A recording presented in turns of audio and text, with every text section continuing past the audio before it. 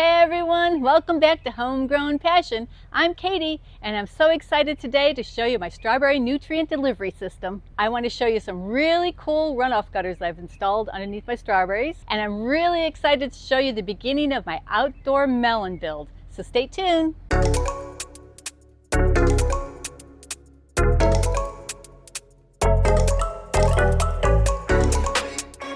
So here's my strawberry nutrient system. It mirrors the same one I have in the greenhouse for my Beetle buckets. So it consists of 3 dosatrons, one for the A tank, B tank, and the pH adjust. So the fresh water supply comes in through the pipe from the greenhouse and goes across the dosatrons, and then it comes up through to a mixing tank where all the nutrients and the pH adjust all mix based on what we have it dialed in. Goes through a filter, a little gauge here to see what the water pressure is, and as it goes up around this corner here, we have the EC probe and the pH probe, which are connected into my Blue Lab Guardian. So this way I can monitor the EC and the pH all the time, every time it goes on. So then after that, it can go over to my one hose, so I can water if I want to with just my hose, or I can bypass the dosatrons and I can do fresh water. But most of the time it goes up through here to my timer and my valves, because it's an automatic system, so I don't have to worry about watering anybody. And this timer is really cool. It controls each one of those valves, so there's 4 valves total, and it can water up to 4 different times a day, which really makes a big difference when you have strawberries in the summertime and it gets really hot. You can monitor how long you want the duration and how often, 4 different times a day. So when we first started the high tunnel, I was growing strawberries alongside of tomatoes, peppers, hops. So that's why I went with the 4 valve system, because each one had a different watering requirement. But now that I just have the strawberries, I'm just going to be able to use one of the valves.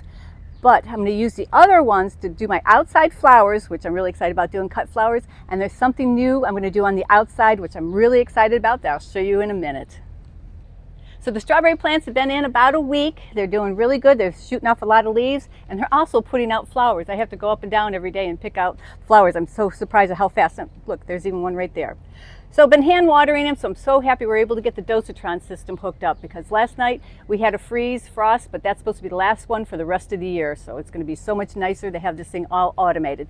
Now with it being automated, I'm going to start getting drips through the Beetle buckets. I'm going to install my gutter system. So let me show you what I'm doing, how that's all going. It's going really easier than I thought. So here are the gutters that we purchased.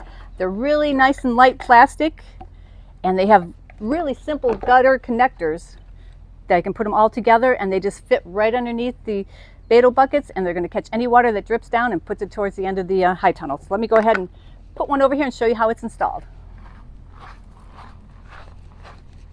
Just kind of slide it past.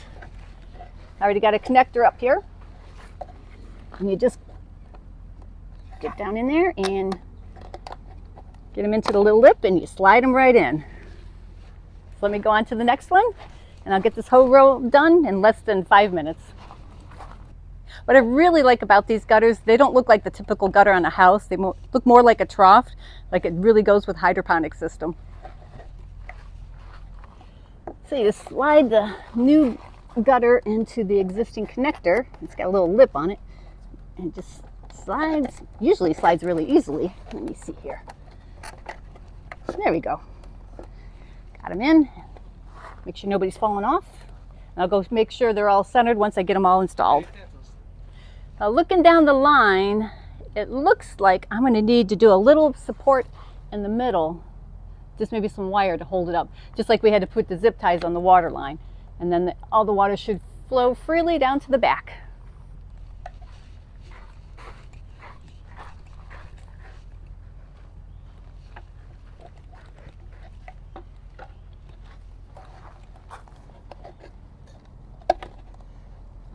As I was putting these together, I was thinking of using glue and cleaner so I'd have a nice watertight fit, but I want to be able to take these apart at the end of the season and put them away. So I think I'm just going to put a bead of silicone where the joint is, so I have the waterproof. So I have this beautiful space between my greenhouse and my high tunnel. In previous videos, when I was replacing the plastic and redoing the bottom board, we talked about what could we do with this space. Well, I have a great idea that we're going to implement this year. First thing we did was get everything all nice and level, and then I'm going to roll out some ground cover so I can use this space to put out an outdoor hydroponic system. And what I want to grow are melons, because melons need to be pollinated, and I don't want to have to hand pollinate everything with a paintbrush. So this way the bees will come and pollinate them for me. And I'm going to do some really specialty melons. I'm going to do Sugar Cube, which is just a little bit bigger than a softball, and they're super sweet because I've had them before. They're really nice. And then there's Snow Leopard, which is a honeydew, and I've never tried it, but I love honeydew melons. And they're another one that's going to be a personal size. And what we want to do is put trellis up so I can have the melons grow up high and then drop down. And this way they won't be on the ground, they'll be all nice and clean. And all their plants are going to be in grow bags. I was going to use Beetle buckets, but I think I'm just going to use the 3-gallon grow bags. And when we go back into the high tunnel, I'll show you what those look like and how you can order them. But I think it's going to be a great use of this space out here, and it's going to be a great addition to my farm market up in Hudson, Ohio. Let's go into the high tunnel and I'll show you how I'm going to plant my hydroponic melons. So first, let's talk about the growing medium. It's 1/3 perlite and 2/3 peat, and it is a little dry since it's been nice and warm in here, so I like to wet it down before I plant it. So go ahead and give it a good drink of water. And next, let's take a look at the grow bags. Here are the grow bags I like to use. They're 3-gallon. When I first started out, I was using the 5-gallon grow bags. And when end of the season, I'd go to empty out the plant if it was either pepper or tomato. The root ball didn't take up the whole area, so I went to the 3-gallon so I don't waste any medium. And they're really easy to use. All you have to do is fold over the top, make like a cuff. And then once you get it filled up, and I have one here, it's all filled up, it stands up really nice. It makes planting easy, and it stands up for the whole season. So when I fill up my grow bags, I have this coffee can. I really like the style. It has a pass-through handle, and it's really easy to hold on to. So I just fill them up. And I noticed when I did go to the 3-gallon bag from the 5-gallon, it didn't hinder my plants at all. They still grew just as well from year to year. So I didn't have to waste any growing medium. There, see, just a couple coffee cans full, and it stands right up. Well, let me go over and grab the plants. So here are my melons. I started them 1 month ago, and I used the Vigo starting trays, and these things did a wonderful job. They're a little bit intertwined, but look how well the plants. Really like these Vigo starting trays. I did a whole video on them, and they're just so easy to use. And now that I need to transplant, you just put your finger in the bottom, and the plants just pop right out.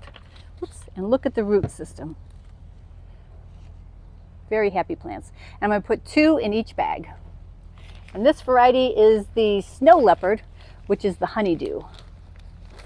I'll make sure they're all packed down in there. And another thing I like to do is I have to go get a marker. And I like to mark on the outside of the bag of what variety it is. Because once things start growing, you forget who's who and what's what. So let's go ahead and get these in the bags. And after I get them planted, I'm definitely going to give them a good soaking.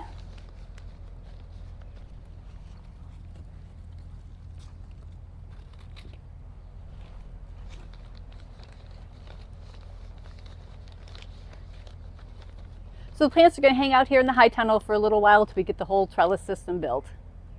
And I wanted to tell you, I started these seedlings in the hydroponic greenhouse, and I fertilized them with the lettuce formula. And it seems like they really liked it. So as you know, last year I had a terrible time with the Japanese beetles in the strawberry high tunnel. They were eating some of the leaves, but the worst part is when they start to take off and fly away, they fly so haphazardly, they'd end up landing on me and I'd scream. I just did not like them. And then after they kind of disappeared and went away, the yellow jackets in the fall came. And those little nasty buggers, they probably ate about 20 pounds of my strawberries. Not only did they do that, they stung me 3 times in one day as I was trying to harvest. You know, you go put your hand in and grab a strawberry and there's a yellow jacket on the other side of it. So this year, to prevent that from happening again, we have some screen we purchased that is going to fit on the outside of the bows of the high tunnel, so my drop down curtains can still drop down, but it'll be on the outside. And we're going to install it with a track to make it nice and secure, because inside the track is going to go the wiggle wire.